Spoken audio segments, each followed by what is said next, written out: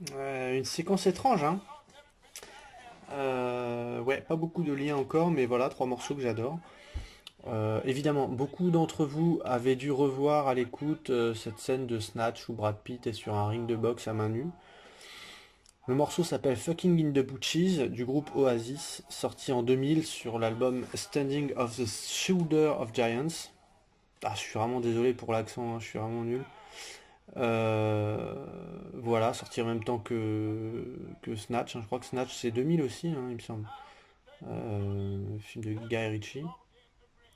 Génial. J'adore ce film. Alors, le deuxième morceau est peut-être un peu plus obscur pour certains d'entre vous.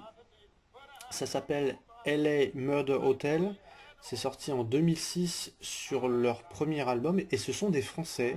Ça s'entend pas à l'oreille évidemment. Ponyhawks. Avec cette très très très belle voix perchée de Nicolas Kerr. Qui nous a quittés il y a quelques mois. Il était bien bien bien ravagé. Euh, voilà, il est mort. Il était vraiment pas vieux. C'est triste quand j'ai entendu cette nouvelle. Et puis le troisième titre que j'ai passé, c'est un titre en fait enregistré en live lors d'un concert à Clichy en 2018 au théâtre Rudebeuf, au très très très beau théâtre Rudebeuf. Concert auquel j'ai eu la chance d'assister avec des potes. C'est le Julien Bitoun Trio, emmené par l'incroyable et très barbu et très très chauve Julien Bitoun, et très cultivé et passionnant et très humble et tout ce qu'on veut. Ce mec est génial. À la basse, c'est François Delacoudre et à la batterie, déchaîné, plein de vie et plein de sagesse. C'est Elvis Chedal anglais. Voilà, le morceau s'appelle Pony Blues et ce morceau, cette version-là figure sur l'album Chicken and Waffles, sorti en 2017, que j'ai la chance d'avoir récupéré en CD. C'est une version revisitée en fait d'un vieux blues écrit par Charlie Patton en 1929.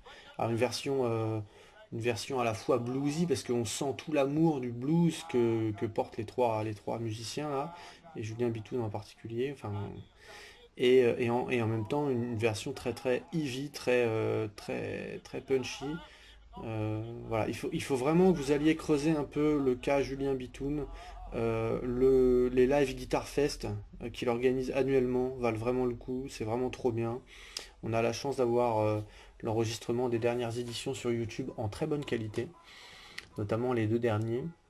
Alors, Julien Bitoun, j'ai découvert en 2016, en 2016 ou, en 2000 ou à la fin, enfin à l'hiver 2015-2016, grâce à un ami Guillaume, que je salue ici d'ailleurs, et je n'oublie pas Guillaume mon cher que tu m'as prêté Raging Bull en Blu-ray, t'inquiète, il est bien au chaud, à côté de ma PS3, j'ai pas oublié, je t'embrasse.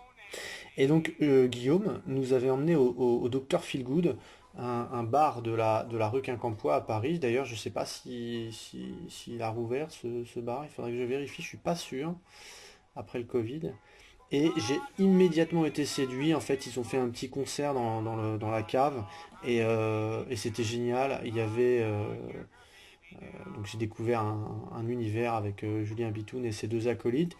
J'ai été absolument bluffé par une autre version d'un vieux titre blues des années 30, une magnifique version de Hard Time Killing Floor Blues de Skip James.